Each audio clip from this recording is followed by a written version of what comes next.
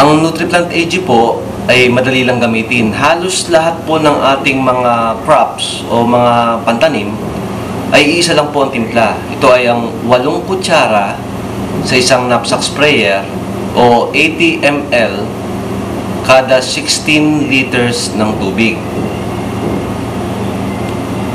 Sa palay po, ito ay sa panahon ng pagbubuntis. Sa mais, pag may 6 hanggang 8 dahon na. Sa mangga, ito po ay bago mamulaklak at kapag singlaki na ng munggo. Ngayon, sa paggamit po ng Power of 3 sa palay, ganito po ang paggamit dito. Wala po kaming babaguhin sa inyong mga practices o sa inyong gawain sa bukid, pero magdadagdag lang po tayo ng Power of 3. Gaya po ng una, siyempre land preparation, tapos magagawa po tayo ng seedbed or seedbed preparation. At bago po tayo magtanim sa seedbed, 2-3 araw bago magtanim, spray na po kayo ng APSA 80.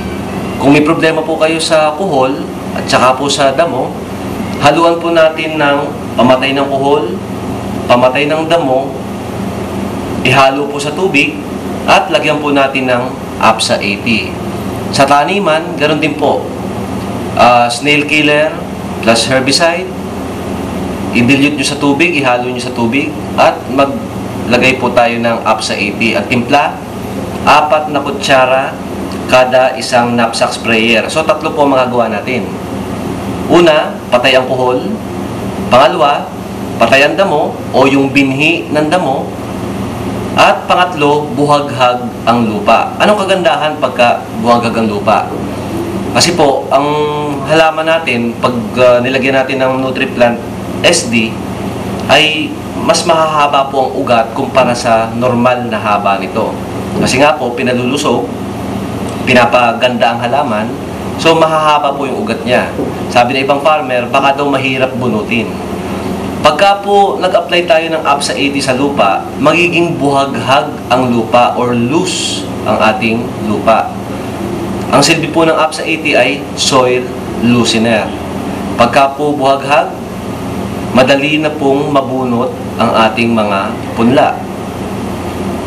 Hindi masisira ang ugat, kaya po paglilipat tanim ninyo, ay agad-agad na nabubuhay ang ating tanim na palay.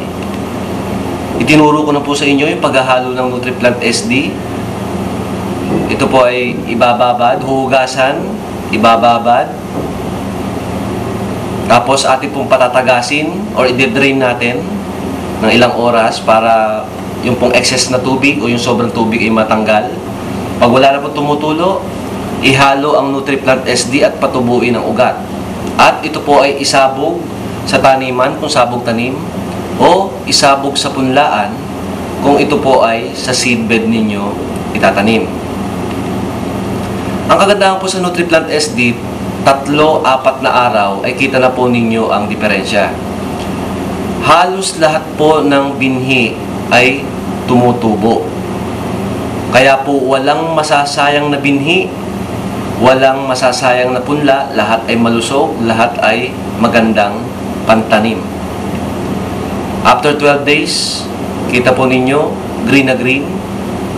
Pero, namroblema po kami. After 5 days sa tulunan, after 10 days samlang, wala pong tubig. Naiga ang kanilang irrigation.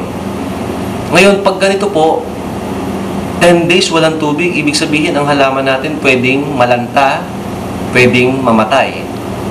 Pero dito po, kung mapansin ninyo, green na green ang ating tanim, kahit may crack na po yung ating lupa. Ngayon, dito po namin nakita ang kagandahan pag in-applyan po natin ng NutriPlant SD ang binhi at pag may APSA 80 ang lupa. Ang NutriPlant SD po ang nagbigay ng sapat na resistensya para labanan ng ating mga binhi o ng ating mga punla ang stress. Ang stress natin ay ang drought o yung pagkatuyo. Binibigay po ng NutriPlant SD ang resistensya, kaya pilit na nabubuhay po yung halaman.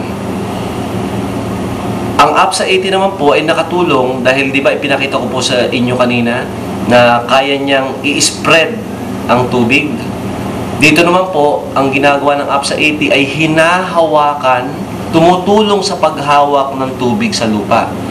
So, yung pong soil ay maganda po yung kanyang water retention sa tulong po ng APSA 80. So kahit walang patubig, ay magkakaroon po siya ng tubig sa ilalim ng lupa.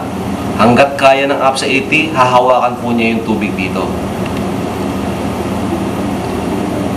Sa Tulunan po at Samlang, sa North Cotabato, ang practice po nila dito ay 21 to 24 days bago bunutin ang binhi. Pero dahil po sa NutriPlant SD, at sa tulong din ng APSA 80, after 18 days, 19 days, ay nakapagbunot na po sila ng punla. Ibig sabihin, ang ating mga punla ay na-reach na yung age or yung haba or yung maturity ng mas maaga kumpara sa dati. At ang pagtatanim po nila, 2 to 3 seedlings per hill, kaya po kasyang-kasya na ang 40 kilos per hectare. Kaya po kung magpapasobra kayo ng binhi, pwede na po ninyong maglagay na lang po kayo ng kaunting allowance. Kasi nga po sabi ko sa inyo, walang masasayang na binhi, walang masasayang na punla pag gumamit po kayo ng NutriPlant SD. Ito po, ang mga seedlings, yung excess seedlings, pagka po nasobrahan ninyo yung inyong mga binhi, ay magkakaroon po kayo ng mga excess. After 18 days, so green na green, walang problema. And after 30 days, so ito po ang itsura nung gaya po na pinakita ko sa inyo kanina. Pagka po may NutriPlant SD ay mas mahahaba ang ugat kumpara sa walang NutriPlant SD. Mas maraming pillars kumpara sa walang NutriPlant SD. Ang walang NutriPlant SD, 9 to 16, 9 hanggang 16. Kumpara sa may NutriPlant SD, 22 hanggang 38 piraso nakakuha po kami. So kung ating babaybayin po, so nagtanim tayo 2 to 3 seedlings per hill. After 18 days, after 24 days, 30 days. At kung mapasin po ninyo dito, sa 30 days, green na green po yung may power of 3, pero yung kanya pong katabing bukid ay naninilaw.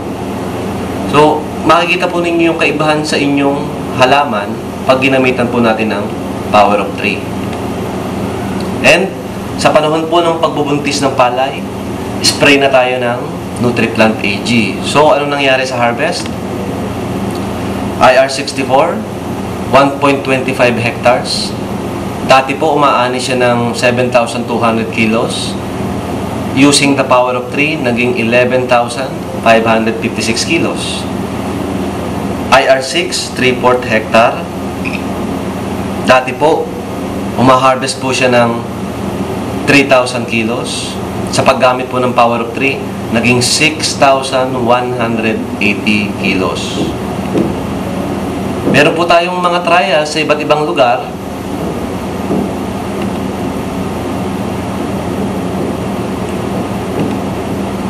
Sa Tantangan po, ay may kakaibang nangyari. Ito pong mag-asawa, si Mr. and Mrs.